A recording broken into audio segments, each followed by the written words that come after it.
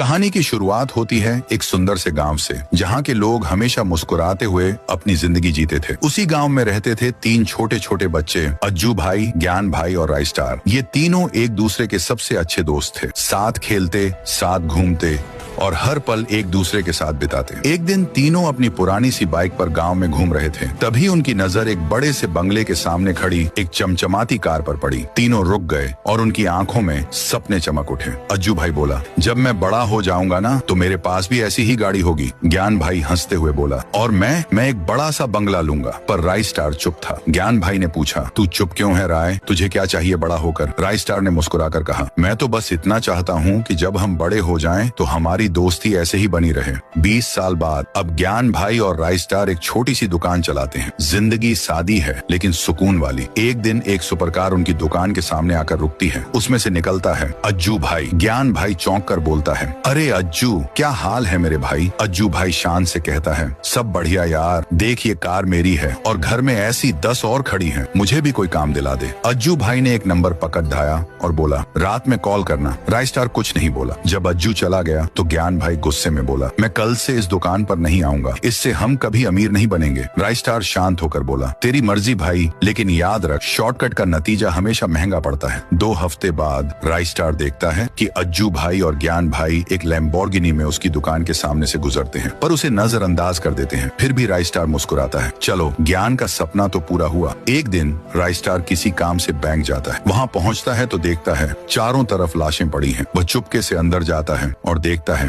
अज्जू भाई और ज्ञान भाई बैंक लूट रहे होते हैं। राय स्टार दौड़ता हुआ उनके पास पहुंचता है। ये तुम क्या कर रहे हो? ज्ञान भाई गुस्से में चिल्लाता है, तू बीच से हट जा रहा है वरना तुझे भी मारना पड़ेगा। राय स्टार मना करता है और तभी अज्जू और ज्ञान दोनों उस पर गोली चला देते हैं। राय स्टार बेहोश हो जाता है। जब उसे होश आता है, डॉक्टर कहते हैं, किस्मत अच्छी थी, गोली दिल को नहीं लगी। थोड़ी देर बाद अज्जू भाई भागता हुआ आता है। राय भाई, White 444 के गुंडों ने ज्ञान को पकड़ लिया है। बैंक लूट के बाद वो हमें घेर के पैसा छीन लिए। मैं तो भाग गया पर ज्ञान पकड़ा गया। राय स्टार का गुस्सा अब आसमान छू रहा था। अब जो भी हो, ज्ञान को मैं बचा के रहूंगा। White 444 चिल्लाता है, हमारे इलाके में चोरी करेगा तो मरेगा। ज्ञान रोते हुए बोलता है, मार दो मुझे, मैंने अपने ही भाई जैसे दोस्त को मारने की कोशिश की है। तभी एक बड़ा धमाका होता है। धूल के बादल हटते हैं और एंट्री होती है राय स्टार और अज्जू भाई की। जबरदस्त फाइट होती है। राय स्टार और अज्जू भाई मिलकर White 444 और उसके गुंडों का सफाया कर देते हैं। धुंध हटते ही ज्ञान भाई देखते हैं White 444 भाग चुका है। जैसे ही वो पीछे मुड़ते हैं,